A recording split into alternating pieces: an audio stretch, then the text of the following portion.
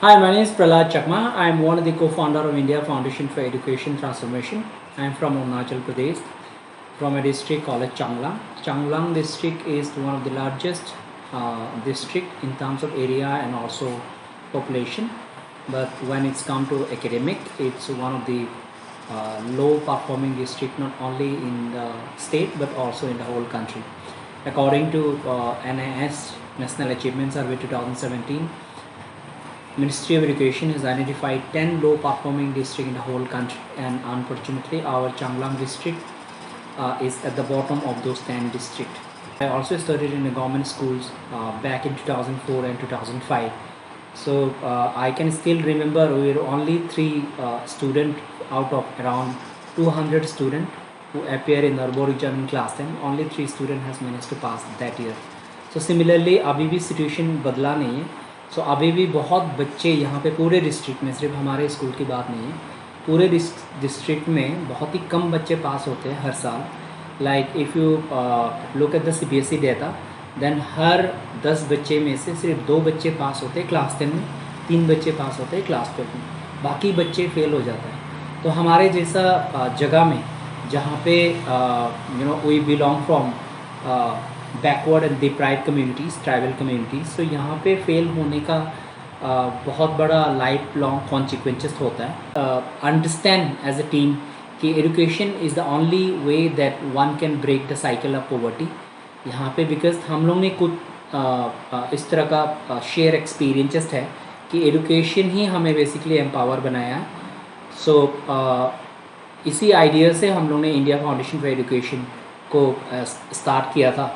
So right after my graduation, I worked in different several educational organization only with one purpose, that it was always in my mind and intention to come back to the Northeast and especially in my state and contribute in the field of education. इसके लिए क्या है कि मैंने सिर्फ education sector में ज़्यादातर काम किया है. Not only my moral obligation but also it's a responsibility to come back यहाँ पे आके एजुकेशन सेक्टर को मैं भी मदद करूं कि किस तरह से हम लोग बदलें. So one of the main reason that we have identified why there is a high failure rate in CBSE board exam in class 10 and class 12 is because there exists a very severe learning crisis at the foundational levels.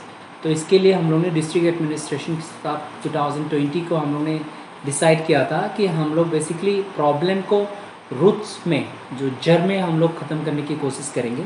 So our intervention will be to improve foundational literacy और numeracy, क्योंकि यहाँ पे anganwadi level में भी और class 1 से लेके class 5 का लेवल में भी बच्चों को कुछ भी सिखाया नहीं जाता है.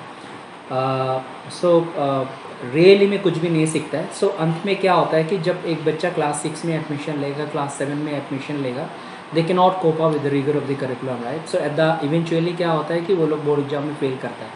सो हम लोग गवर्नमेंट के साथ पार्टनरशिप किया हुआ है यहाँ पे. So there are like 263 primary schools in the whole district, and we have decided that for the first 3 years we'll work only in 30 schools. There are around 4,000 students out there.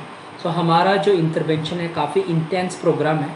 So we have a school manager responsible for a set of schools like 5 to 6 schools, जिनका responsibilities है कि वहाँ पे वो जाए, school में रोज़ visit करे, teacher लोगों से इंटरेक्शन करे, क्लासरूम ऑब्जर्वेशन करे, उसके बाद डिब्रीफ सेशन करे, उनको सपोर्ट करे ये क्लासरूम को स्ट्रक्चर बनाने में, और टीचर को मदद करे कि so that teachers can deliver highly effective classes to the student.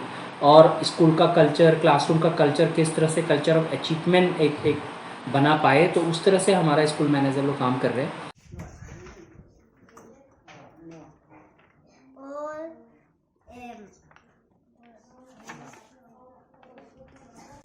Very good. और ये काउंट करो, काउंट.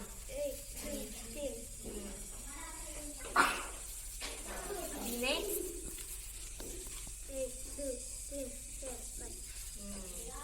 5. Now 1 2 3 4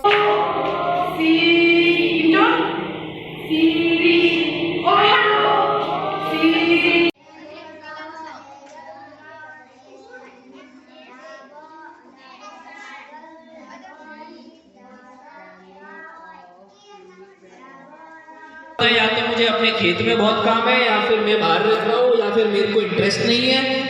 आपको जो करना है, यहाँ पे कहा थे उन्होंने अपने पैसे से स्कूल के अंदर बिल्डिंग का रेनोवेशन बनाया, कहीं कहीं पे क्लासरूम में टेबल डेस्क नहीं था, अपने पैसे से दिया।